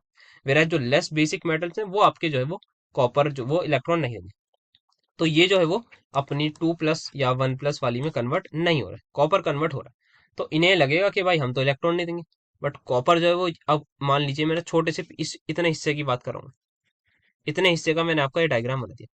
यहाँ पे एक कॉपर चला गया, दूसरा चला गया, तीसरा चला गया, चौथा चला गया। जैसे ही सारा कॉपर सोल्यूशन में चला गया, अब इम्प्योरिटी कहाँ रहेगी? अब जब कॉपर सारा चला गया, सारे एटम्स कॉपर के चले गए हमारे किसमें? सॉल्यूशन में, तो इतने हिस्से की जो इम्प्योरिटी है, क्या वो भी पानी में आ जाएगी या नहीं? बोलिए ये सुन। हाँ सर, ये बात तो आपने सही बोली। उन्होंने इलेक्ट्रॉन नहीं दिए, इस बात का ध्यान रखिएगा, उन्होंने इलेक्ट्रॉन्स नहीं दिए, किसने? लेस बेसिक इम्प्योरिटीज में, पर वो पानी में आ चुके हैं। यस सर, बिल्कुल आपने सही बोला। तो यहाँ यही होता है, मोर बेसिक मेटल जो कि क्या है? कॉपर है, वो सोल्यूशन में रहता है, एंड जो लेस बेसिक है वो कहाँ चला जाता है? एनोड मड में चला जाता है, जो हम यहाँ पर देखेंगे। नीचे जो है आपको कुछ मिट्टी सी नजर आने लगेगी, हल्की फुल्की, इन मेटल्स की। अब इसको मिट्टी कहना क्योंकि सही नहीं रहेगा, क्योंकि भाई इसमें क्या है? सिल्वर गोल्ड, पता है ना कितने महंगे चल रहे हैं आजकल के रेट, वैसे ही gold all all time high पर था अभी 1-2 दिन पहले, अभी थोड़ा सा गिर गया, मार्केट जोड़ गई उसकी वजह से।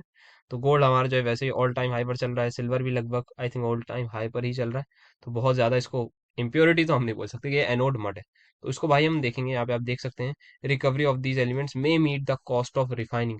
जो आपके आप पैसा लगाए ना इसको कॉपर को रिफाइन करने में, वो अगर आप इसकी इम्प्योरिटीज को बेच देना तो आपके सारे के सारे पैसे वापस आ जाते हैं। सही बात सर, ये तो भाई आप सिल्वर गोल्ड की बात कर रहे हैं, आप प्लेटिनम की बात कर रहे हैं, इन मेटल्स की आप बात कर रहे हैं, तो भाई पैसे तो आप कहेंगे, बल्कि आपको उल्टा प्रॉफिट हो जाएगा।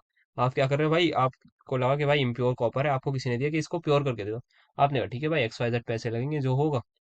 आपने देखा भाई, ये तो इसमें जो इम्प्योरिटी निकली उससे तो बल्कि जितना वो बंदा मुझे सैलरी, जितना वो पैसे दे रहा था उससे तो डबल मुझे फायदा हो जाएगा, क्योंकि उसमें क्या है? Gold silver platinum. खैर मजाक कर रहा हूँ, ऐसा नहीं होता होगा, वरना अगर ऐसा हो रहा होता तो मतलब कितने बिजनेसेस बिल्ड हुए होते, तो क्या पता हुए भी, मतलब डिपेंड करता है। बाकी मुझे इसके बारे में कोई नॉलेज नहीं है, तो कोई भी बंदा ये अभी ना काम करे, अभी अपनी केमिस्ट्री की ही पढ़ाई करे। तो एनोड का बता दिया, कॉपर का बता दिया, और क्या बताना है इसमें किसके लिए होता है? काफी सारे मेटल्स के लिए होता है, पर हम यूज किसके लिए करते हैं? Aluminium, zinc, tin, copper, AgAu, इन्हीं के लिए हम यूज करते हैं। काफी ज्यादा वैसे महंगा भी होता है, तो काफी ज्यादा कॉस्ट बच जाएगी जिस ड्यू टू दीज, अगर ये लोग प्रेजेंट है।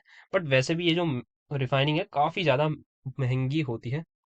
दैट्स वाई भाई ये अल्ट्रा प्योर कॉपर या अल्ट्रा प्योर मेटल आपको देती है बहुत ज्यादा बढ़िया तरीके से। ठीक है, सो आई थिंक इसको हमने कर लिया है कवर। नेक्स्ट बढ़ते हैं हम अपनी जोन रिफाइनिंग के थ्रू। जोन रिफाइनिंग का जो प्रिंसिपल है वो ये है कि जो इम्प्योरिटीज है वो आपकी ज्यादा सोल्यूबल है, किसमें? मोल्टन स्टेट में मेटल की, as compare to solid state.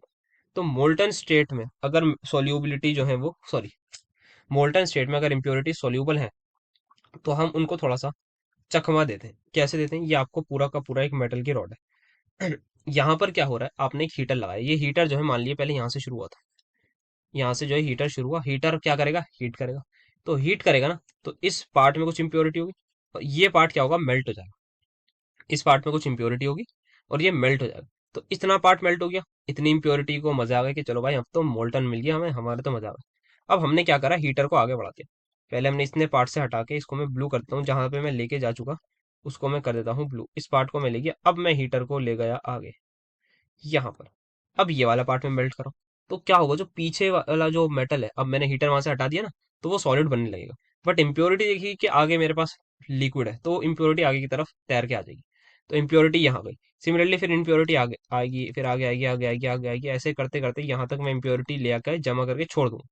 तो इस हिस्से में मेरी इम्प्योरिटी जमा हो रही है, फिर मैं दोबारा प्रोसेस करूंगा, थोड़े से हिस्से में अगर कुछ बची हुई कुछ इम्प्योरिटी होगी, ये करके फिर यहाँ पे लाके छोड़ दूंगा। तो ऐसे ही हम इम्प्योरिटी को आगे लाते रहते हैं, आगे लाते रहते हैं, बाय मेल्टिंग द मेटल। और किसी जोन में स्पेसिफिक में करते हैं, तो दैट्स वाई इसको कहते हैं जोन रिफाइनिंग। तो हीटर को हमने क्या करा, मूव करा फॉरवर्ड, प्योर मेटल क्या हुआ, क्रिस्टलाइज हो गया, जो पीछे छोड़ दिया गया, और इम्प्योरिटीज कहाँ चली गई, न्यू मोल्टन जोन में चली गई, जो किससे बना है, हीटर के थ्रू बना है। काफी ज्यादा बार हम इसको रिपीट करते हैं, सेम डायरेक्शन में रिपीट करते हैं।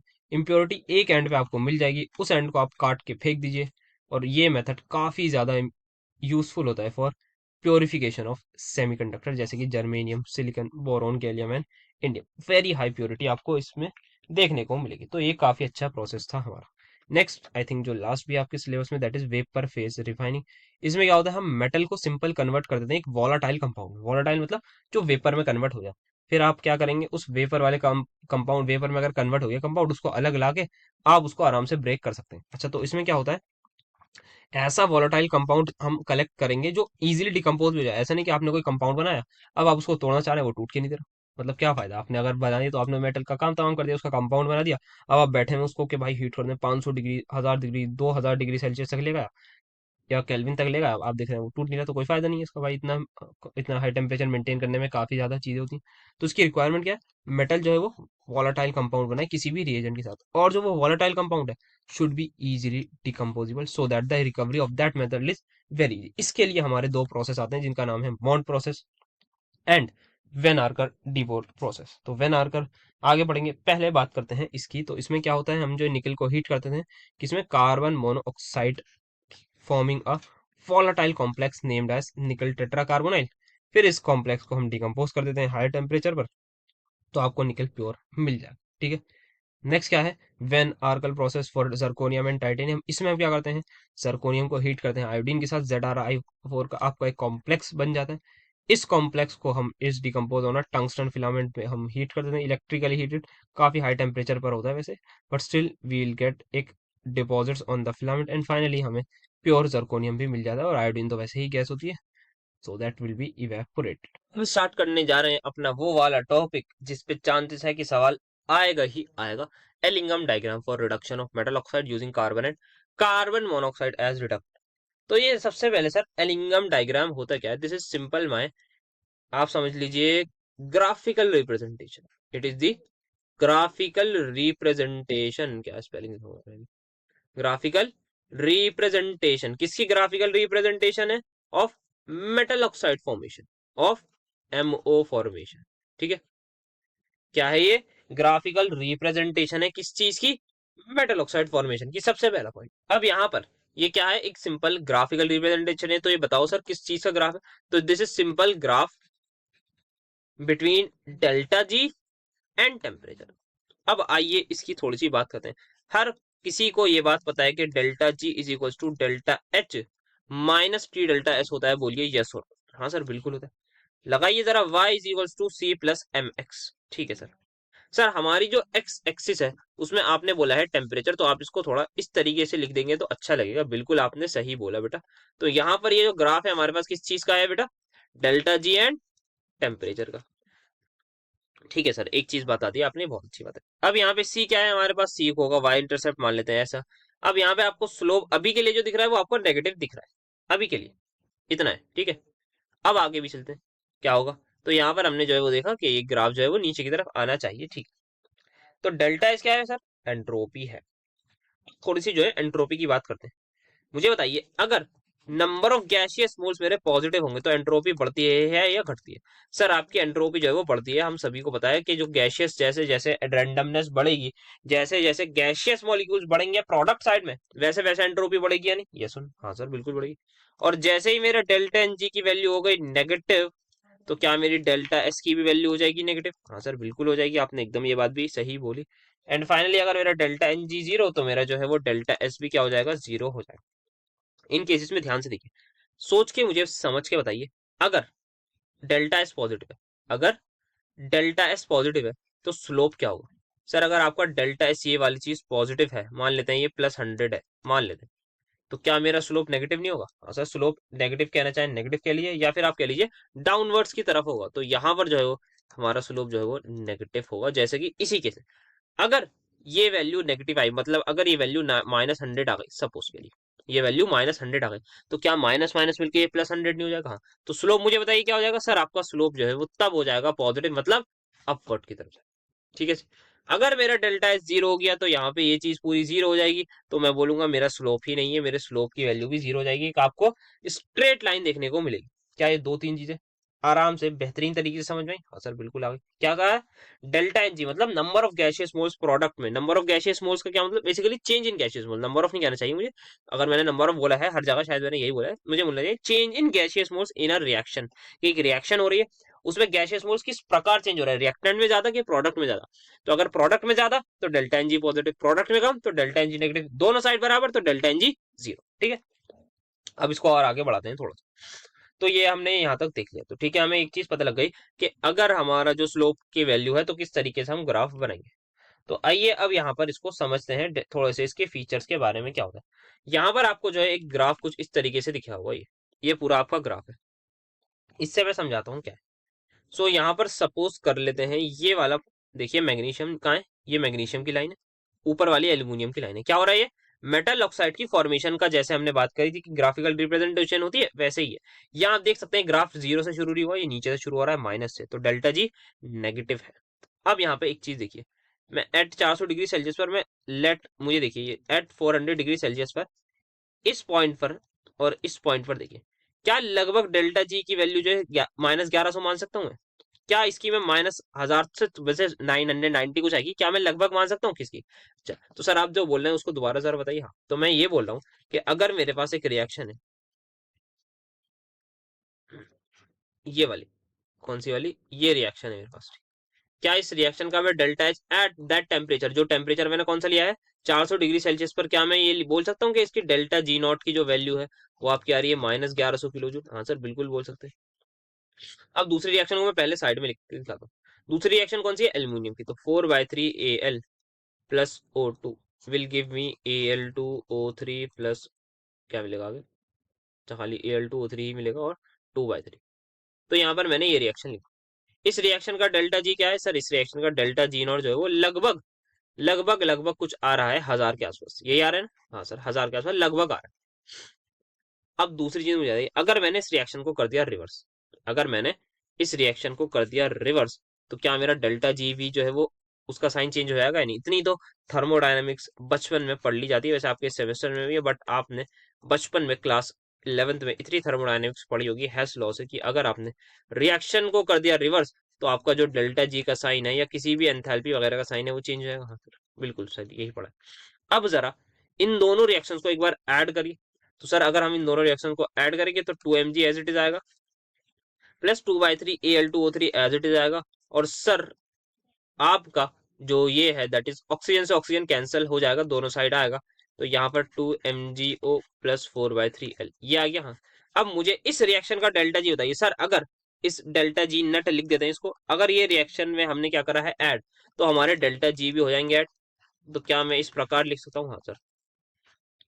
तो क्या मेरा ये आंसर आया या नहीं डेल्टा जी का? इतना समझ आया अभी तक? बोलिए ये सुनो। क्या करा है मैंने? कुछ नहीं करा, मैंने अपने पास से आपको समझाने के लिए मैंने माना कि एट दिस पर्टिकुलर टेम्परेचर मेरे डेल्टा जी की वैल्यू लगभग 1100, इसके बाद लगभग 900, आप चाहें तो 990 लेके कर लेंगे कैलकुलेशन, कोई ऐसी परेशानी नहीं। कोई क्या भाई मैं तो एक्यूरेट लूंगा, भाई आप एक्यूरेट ले लो। नेट पर सर्च करोगे 4673 केल्विन पर formation of MgO, formation of Al2O3 में क्या क्या डेल्टा जी वैल्यूज आती है आपको एग्जैक्ट मिलेंगे, आप एग्जैक्टली करो। पर अभी कंसेप्ट समझो। तो आपने जो है ये काम कर लिया, ठीक है। क्या काम कर लिया आपने? डेल्टा जी देख लिया, फिर मैंने रिएक्शन को रिवर्स करके बताया कि डेल्टा जी का साइन चेंज हो गया, मैंने ऐड कर दिया। मुझे बताइए अगर डेल्टा जी नेगेटिव है तो रिएक्शन स्पॉन्टेनियस कि नॉन स्पॉन्टेनियस? सर अगर डेल्टा जी नेगेटिव है तो रिएक्शन हमारी स्पॉन्टेनियस। तो मुझे बताइए ये जो मैंने रिएक्शन यहाँ पर लिखी है ये स्पॉन्टेनियस है या नॉन स्पॉन्टेनियस? सर इस रिएक्शन का डेल्टा जी निकल के आया है -100, इसका मतलब ये क्या है? स्पॉन्टेनियस। तो क्या इस रिएक्शन को आप देख के बोल सकते हैं कि magnesium can displace aluminium from its metal oxide, या फिर मैग्नीशियम आपको बोल सकते हैं कैन रिड्यूस एल्यूमिनियम? समझ आया? बोलिए यस। यस सर, हम यहाँ पे क्लियरली बोल सकते हैं कि यहाँ पर एल्यूमिनियम जो है वो आपका आई थिंक +3 में है और यहाँ पर 0 में है, तो आपने मैग्नीशियम के थ्रू एल्यूमिनियम ऑक्साइड को रिड्यूस कर दिया। समझ आया? बोलिए यस सर। यस सर, बहुत बेहतरीन तरीके से समझ आया। तो अब हम यहाँ पर एक लाइन बोलते हैं कि जो भी आपके मेटल्स, जो भी मेटल्स एलिंगम डायग्राम में नीचे होते हैं, जो भी मेटल्स एलिंगम डायग्राम में नीचे होते हैं वो ऊपर वालों को रिड्यूस कर देते हैं। बस इतना हमें पता होना चाहिए। पूरी कहानी समझने के बाद हमने यहाँ से ये इन्फ्रेंस निकाला कि जो भी लोग जिसका भी ग्राफ नीचे है वो ऊपर वालों को रिड्यूस कर देगा। अब यहाँ पे आइए मजा आएगा, इस पॉइंट पर देखिए, आफ्टर दिस पॉइंट देखिए एल्युमिनियम वाली लाइन ये नीचे आ गई और मैग्नीशियम वाली लाइन ये ऊपर चली गई। तो एट दिस पर्टिकुलर टेम्परेचर, इस टेम्परेचर के बाद कौन अच्छा रिड्यूसिंग एजेंट होगा, कौन किस रिड्यूस कर देगा, एल्युमिनियम ऑक्साइड रिड्यूस हो जाएगी या मैग्नीशियम ऑक्साइड हो जाएगी। सर जो नीचे वाला है वो ऊपर को करेगा। तो after this point aluminium is going to be a better reducing agent, या फिर हम ये बोल सकते हैं at high temperature aluminium can reduce magnesium from its oxide. समझ आया? बोलिए यस। यस सर, ये बात अब एकदम अच्छे से एलिंगम डायग्राम की समझ में आ रही है कि क्या होता है यहाँ पर, नीचे वाला ऊपर वाले को क्यों रिड्यूस करता है, ये बात समझ में आ जानी चाहिए। और एट दिस पर्टिकुलर पॉइंट जहां पर पॉइंट ऑफ इंटरसेक्शन होता है वो पॉइंट हमारे पास होता है equilibrium, that is the point of equilibrium. तो यहाँ पर डेल्टा जी नॉट की वैल्यू क्या हो जाएगी हमारी, जीरो हो जाएगी। और आप ये चीज यहाँ से भी देख सकते हैं कि एक इस पर्टिकुलर पॉइंट पर दोनों का डेल्टा जी जो है वो सेम होगा।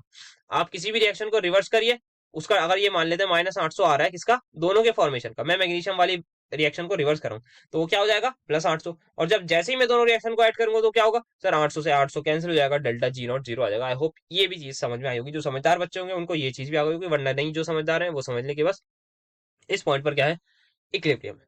ठीक है, ओके। अब यहाँ पे जैसे आप देख सकते हैं, किसकी बात करें, इस वाली रिएक्शन की बात करते हैं, फिर इस वाली की करेंगे। तो पहले इस वाली की करते हैं, फिर इस वाली रिएक्शन की बात करते हैं। तो ये क्या है, 2 carbon monoxide plus oxygen, 2 carbon monoxide plus oxygen is giving us what, 2 carbon dioxide. यही नंबर ऑफ गैसियस मोल्स का जरा चेंज बताइए सर, यहाँ पे 2 1 3 और यहाँ पे 2। तो सर डेल्टा एन जी आपका आएगा 2 - 3 दैट इज इक्वल्स टू -1।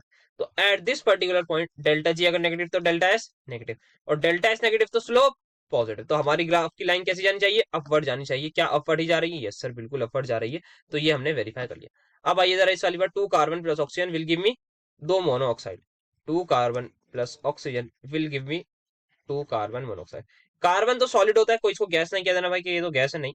इसका मतलब यहाँ पे डेल्टा एनजी के लिए, इसके लिए 0। यहाँ पर क्या आएगी 1, यहाँ पर क्या आएगी 2। तो डेल्टा एनजी की वैल्यू क्या आ रही है sir, 2 - 1 that is equals to +1। Positive value आ रही है, डेल्टा एस क्या होगा, पॉजिटिव। और जहां डेल्टा एस पॉजिटिव हुआ वहां पे मेरा स्लोप नेगेटिव। तो मेरी लाइन कैसी जानी चाहिए, डाउनवर्ड जानी चाहिए। क्या डाउनवर्ड जा रही है? ध्यान सर इस बड़ा बड़ा यस की ये नीचे की तरफ ही जा रही है, जैसा कि आप लोग देख सकते हैं। इस वाली में देखिए, यहाँ पर क्या है, ये ऑक्सीजन क्या है, गैस है। कार्बन डाइऑक्साइड क्या है, गैस है। तो एक और एक मतलब बराबर। तो यहाँ पर डेल्टा एनजी क्या आएगा सर, यहाँ पर डेल्टा एनजी 0 आएगा। और अगर डेल्टा एनजी 0 तो स्लोप 0। क्या आप देख सकते हैं लगभग स्ट्रेट लाइन जा रही है, यानी सर बिल्कुल जा रही है। तो जो जो चीजें हमने पढ़ी थी बोली थी वो चीजें आपको आप समझ में आ रही होंगी।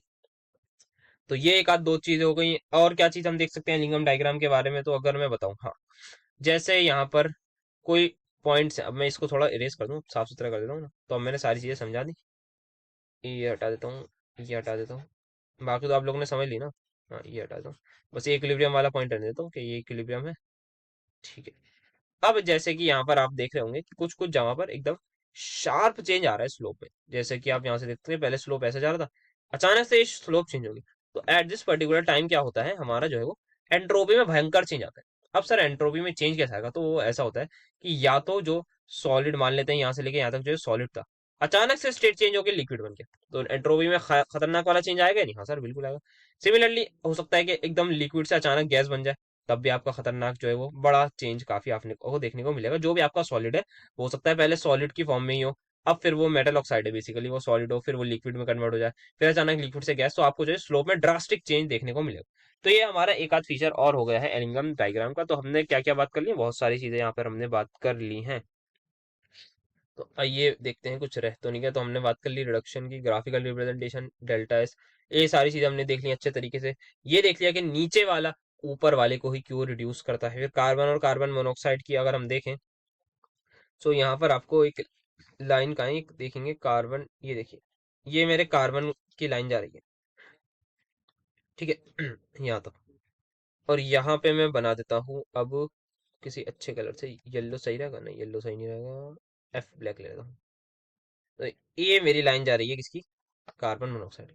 मुझे बताइए इतने टेम्परेचर तक, जो भी ये पर्टिकुलर टेम्परेचर है, इस पॉइंट तक कौन बढ़िया रिड्यूसिंग एजेंट है, कार्बन मोनोऑक्साइड की कार्बन? सर कार्बन मोनोऑक्साइड की लाइन है नीचे, तो इसका मतलब ये जो है वो बेटर रिड्यूसिंग एजेंट है। कब तक, eight this particular temperature and after this temperature. कौन अच्छा रिड्यूसिंग एजेंट है सर? नीचे लाइन आ गई कार्बन की, तो यहां से आने के बाद कार्बन बन गया क्या? Better reducing agent. और आप सभी को याद होगी एक लाइन जो हमने पढ़ी है अपने कार्बन रिडक्शन में लिखवाई थी कि जो है carbon is a better reducing agent at high temperature, whereas दूसरे वाली क्या होता है? That is carbon monoxide is a better temperature at lower temperature, sorry better reducing agent at lower temperature. I hope ये चीज भी Ellingham diagram के through अब आप सभी को क्लियर हो गई हो। तो ये कुछ 2 4 5 चीजें हमें बात करनी होती है एलिंगम डायग्राम में, जो कि हमने कर ली है।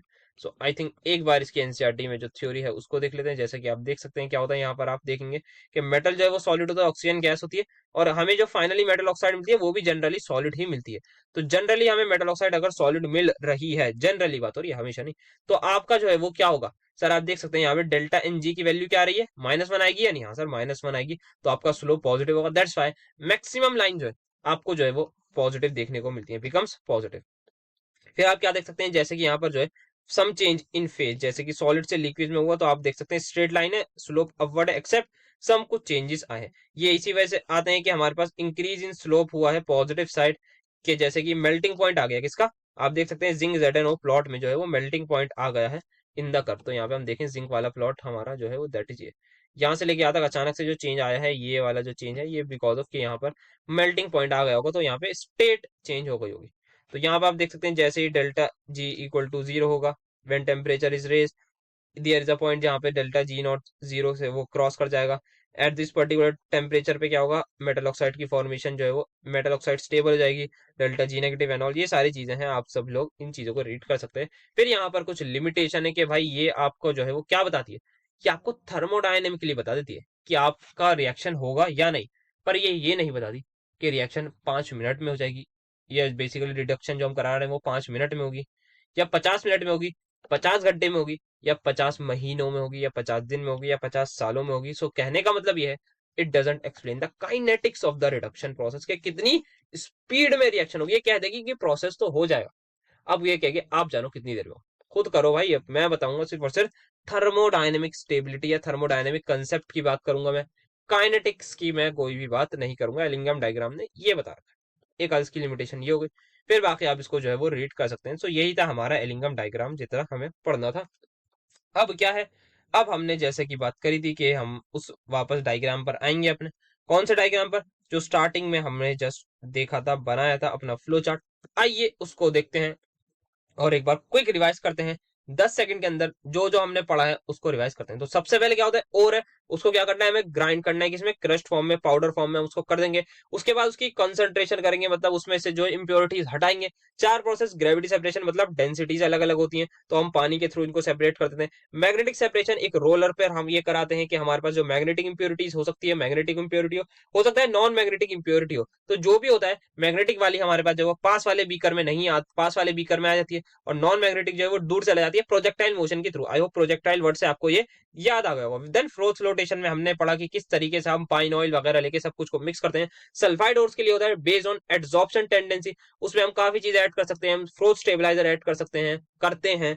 देन हम क्या ऐड करते हैं, कलेक्टर ऐड करते हैं वहां पर। फिर फ्रोथ, आपका फ्रोथिंग एजेंट क्या होता है, उसका नाम मैं भूल रहा हूँ, वो हम ऐड करते हैं। तो काफी सारी चीजें हमने इसमें ऐड करी थी ताकि फ्रोथ को स्टेबलाइज कर सके। और फिर हम उसको क्या करते हैं, झाग जो होता है, बेसिकली फ्रोथ क्या होता है, झाग, और उसको हम फाइनली झाग को हटा लेते हैं, तो हमारा काम आराम से हो जाता है। बेसिकली कलेक्टर ऐड करते हैं ताकि हम क्या करें, एनहांस करें नॉन वेटेबिलिटी को। फ्रोथिंग एजेंट ऐड होता है, फ्रोथ स्टेबलाइजर, ये सारी चीजें हम ऐड करते हैं। फिर हमने देखा कि हम डिप्रेसेंट भी ऐड करते हैं, जैसे कि NaCN, अगर हमें 2 सल्फाइड ओर्स को अलग करना हो। देन बात करिए हमने लीचिंग की, क्या है केमिकल, हम कोई भी केमिकल ऐड करेंगे, बेसिकली डिपेंड करता है कि हमारे पास वाटर इनसॉल्युबल, सॉल्युबल होता है, तो जो चीज हम ऐड करेंगे वो इस तरीके का प्रोडक्ट बना देगी जो इसकी सॉल्युबिलिटी को चेंज कर देगी। जैसा हमने इसका पढ़ा था बॉक्साइड ओर की लीचिंग, हमने पढ़ी थी कि कैसे NaOH से रिएक्शन कराने के बाद फिर हम फर्दर कार्बन डाइऑक्साइड से रिएक्ट कराने के बाद एल्यूमिनिया को हम प्योर कर देते हैं फ्रॉम किससे, उसकी आयरन ऑक्साइड और सिलिकॉन ऑक्साइड जैसी इंप्योरिटीज से। देन इसके बाद हमने क्या पढ़ा था, लीचिंग पढ़ा था। फिर इसके बाद हमने इसी में मैकआर्थर साइनाइड प्रोसेस पढ़ा, जिसमें हमने देखा कि किस तरीके से हम गोल्ड या सिल्वर को सेपरेट कर सकते हैं बाय एडिंग अ डिप्रेसेंट, आप बोल सकते हैं जैसे कि NaCN, जो क्या बना लेता है, कॉम्प्लेक्स बना लेता है, फिर फर्दर हम रिड्यूसिंग एजेंट से उसकी रिएक्शन करा के उसको अलग फॉर्म में ले आते हैं, और इसको हम क्या बोलते हैं, हाइड्रो मेटलर्जी का रिडक्शन भी बोलते हैं यहाँ पर, जिसको हम HMR भी प्यार से बोलते हैं। अब यहाँ पे हमारी और जो है वो कॉन्सेंट्रेट हो गई। अब हम करेंगे कैल्सिनेशन और रोस्टिंग। कैल्सिनेशन में क्या हम हीट करते हैं और कोई एब्सेंस ऑफ ऑक्सीजन, किसके लिए होता है, जनरली कार्बोनेट सल्फेट्स के लिए होता है, वेराज रोस्टिंग में हम क्या करते हैं, हम प्रेजेंस ऑफ ऑक्सीजन में करते हैं। क्यों? क्योंकि वो क्या होता है, सल्फाइड ओर्स की प्रेजेंट में हमारे पास देखने को मिलता है। इसमें सारी इंप्योरिटी जो वॉलेटाइल होती है वो उड़ जाती है, एनहाइड्रस सॉरी हाइड्रस जो भी चीज होती है वो एनहाइड्रस बन जाती है। तो यही होता है। या तो फिर इसके बाद हमने क्या देखा, अब हमने मेटल ऑक्साइड बना दी। अब इसके बाद हमने रिडक्शन कराए 3-4 तरीके से। सबसे पहले कार्बन रिडक्शन। कार्बन रिडक्शन में हमने देखा कि यहाँ पर मैं एलिमेंट यहाँ पर ऐसा करते हैं, लिख देते हैं किन किन एलिमेंट्स के लिए, वैसे इतना इंपॉर्टेंट नहीं है। हमने देखा आयरन, SN, PB और ZN, इन सारे एलिमेंट्स के लिए ये होती है। क्या होता है हमने देख लिया। एलिंगम डायग्राम जस्ट अभी अभी पढ़ा है, तो अब पूरी तरीके से क्लैरिटी हो जाएगी। देन एल्यूमिनियम थर्माइट रिएक्शन हमने पढ़ी, जो हमने बेसिकली किसके लिए देखी, आयरन के लिए स्पेसिफिकली रिएक्शन देखी थी। किस पर बेस है, कंप्लीटली बेस होती है हमारी डेल्टा जी वाली ही बात पर, जो हमने बात करी। आप समझ लीजिए कि एल्यूमिनियम जो है वो नीचे है, किसमें, एलिंगम डायग्राम में, FeMnCr जो है वो ऊपर होंगे, तो दैट्स वाई क्या कर रहा है, रिड्यूस कर पा रहा है। देन सेल्फ रिडक्शन की बात करी कि यहाँ पर किस तरीके से कॉपर सल्फाइड और बेसिकली हम उसको रिएक्शन कराते हैं लिमिटेड ऑक्सीजन की प्रेजेंस में, तो वो बन जाती है copper oxide. Then further copper oxide अपनी ही कॉपर सल्फाइड से रिएक्ट करके सेल्फ रिड्यूस कर लेती है और ब्लिस्टर कॉपर हमें मिलता है। सेम होता है हमारे पास लेड के लिए भी, और ब्लिस्टर कॉपर आप इसी वजह से निकलता है क्योंकि सल्फर डाइऑक्साइड जो गैस है वो इवॉल्व हो जाती है, और जब गैस इवॉल्व होगी तो आपका समझ लीजिए सॉर्ट ऑफ होल्स टाइप बना के कुछ अलग शेप हमारा बन जाता है। तो सेल्फ रिडक्शन हमने किस किस के लिए देखी, हमने देखी है Cu2s, HGS और PbS के लिए देखी। देन बात करी हमने हाइड्रोमेटलर्जिकल रिडक्शन, जिसमें एक आता है मैकार्था साइनाइड प्रोसेस, जैसा कि आप सभी लोग देख ही सकते हैं। दूसरा हमने देखा कि हमने कॉपर को फ्रॉम लो ग्रेड कॉपर से हाई ग्रेड कॉपर में उसको कन्वर्ट कर दिया था, तो ये हमने देखा, इसके लिए कॉपर वाला हो गया। देन इसके बाद हमने क्या देखा, इलेक्ट्रोलाइटिक रिडक्शन, जो किसके लिए होती है, काफी सारे S ब्लॉक एलिमेंट के लिए, और हमने एल्यूमिनियम के लिए इसका पूरा प्रोसेस पढ़ा है। देन हमने थर्मल रिडक्शन की बात करी कि भाई सिंपल आप हीट कर दो और आपका काम हो जाएगा, जैसे कि बहुत ज्यादा लेस रिएक्टिव मेटल्स HgAg जो है इनको अपनी ऑक्साइड से हटा सकते हैं। अब हमें मेटल मिल गया, अब इस इम्प्योर मेटल को हमें प्योर करना है, तो सबसे पहले हमने लिया कि वेपर फेज रिफाइनिंग। हम क्या करते हैं, इसमें मेटल को जो है उसका कोई कॉम्प्लेक्स बना लेते हैं जो कि वोलाटाइल होता है और इजीली ब्रेकेबल होता है। ऐसा नहीं कि हमने कॉम्प्लेक्स बना दिया या कोई भी कंपाउंड बना दिया, अब वो टूट के ही नहीं दे रहा, अगर ऐसा होगा तो हमारा काम नहीं चलेगा। तो हमें ऐसा चीज बनानी है जो हमारे पास क्या हो, वॉलेटाइल हो, साथ साथ इजीली ब्रेकेबल हो। मॉन्ड प्रोसेस में हमने निकल के लिए देखा। वेन आर्कल डिबोर प्रोसेस हमने देखा किसके लिए, जर्कोनियम होता है बेसिकली, हॉफनियम के लिए, एंड आई थिंक टाइटेनियम के लिए। इन 4 लोगों के लिए ये प्रोसेस हमें देखने को मिलता है, टाइटेनियम, जर्कोनियम, ठीक है।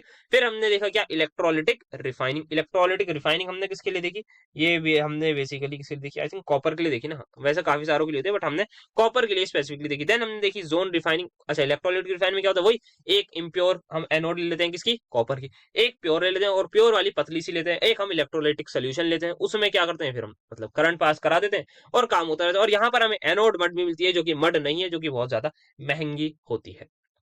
क्यों महंगी होती है सर, क्योंकि उसमें Ag क्या होता है, सिल्वर, गोल्ड, ऐसे पदार्थ वस्तु आपको देखने को मिलती हैं।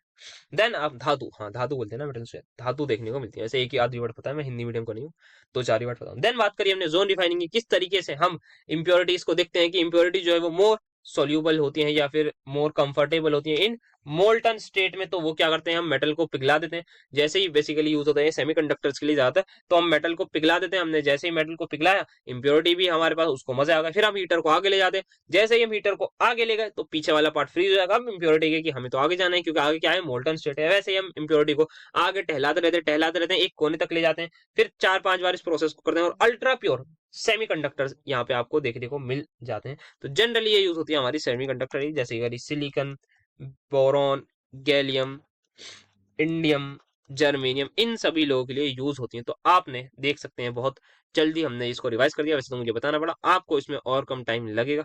तो यही था हमारा मेटलर्जी में आई थिंक। अच्छा, एक और चीज ये है यहाँ पर, brief discussion of metals and alloys, इसको आप खुद ही देख लीजिएगा, मेरा खुद दिल नहीं है इसको कराने का, पता नहीं क्या होगा इसमें, जो भी होगा पता नहीं कैसा होगा।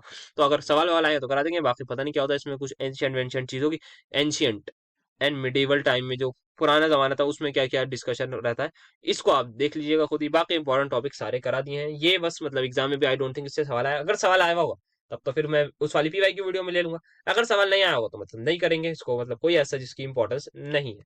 तो ठीक है, फिर यही हमारे पास जो फ्लो चार्ट है, इसको आप एकदम अपने दिल में उतार लीजिए, दिमाग में उतार लीजिए, बहुत ज्यादा जरूरी है। और आप इसी तरीके से, जिस तरीके से मैंने रिवाइज करा है, इसी तरीके से आप मेटलर्जी को रिवाइज कर सकते हैं। कोई बहुत लंबा चैप्टर नहीं है, बहुत आसान चैप्टर है। बाकी सवाल हम पीवाईक्यूज में देखेंगे किस तरीके के आ रहे हैं, किस तरीके से लिखना है, और डेप्थ में अगर जो चीजें जानी होगी जानेंगे बिल्कुल सवालों के through. That's it for today, इतना ही था आज के लेक्चर में। दोस्तों के साथ शेयर करते रहिए, पढ़ाई लिखाई करते रहिए। जल्दी मिलेंगे नेक्स्ट यूनिट के साथ भी, और कुछ अगर पहले अप्रूव करना है तो जल्द से जल्द कमेंट बता दीजिएगा, तो उसके अकॉर्डिंग देखेंगे। तो मिलते हैं आपसे नेक्स्ट लेक्चर में। Thank you so much for attending my lecture.